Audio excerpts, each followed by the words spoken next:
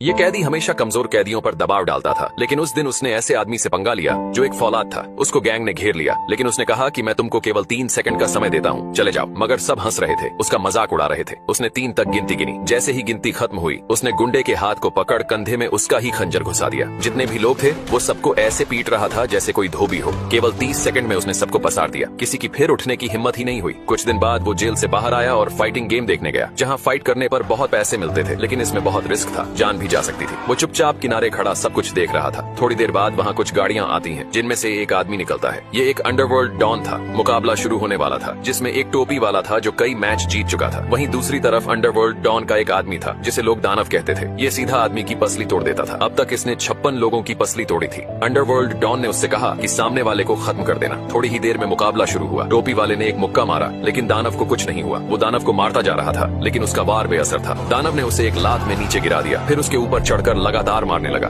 उसकी भी पसली टूट गई। दानव इस फाइट को जीत गया था। अंडरवर्ल्ड डॉन को उस आदमी ने पैसे दिए जिसका आदमी हार गया था। आदमी टेंशन में कार के अंदर बैठा, तभी पीछे वाली सीट पर वही आदमी दिखा जो जेल से छूटा था। उसने कहा कि मुझे भी फाइट करनी है और मैं जीत गया तो 60% मैं रखूंगा। लेकिन फाइट कराने वाले ने कहा, ये कोई बच्चों की फाइट नहीं है और वैसे भी तुमको कोई एक मुक्के में नीचे गिरा देगा। लेकिन कैदी ने उसे पैसों का लालच दिया, जिस वजह से वो मान गया। आदमी कैदी को अंडरवर्ल्ड डॉन के पास लेकर गया कि वो दानव से लड़ेगा, लेकिन डॉन ने उसका मजाक उड़ाया और कहा कि पहले छोटे फाइटर से लड़ लो, तुम्हारे बस का नहीं है।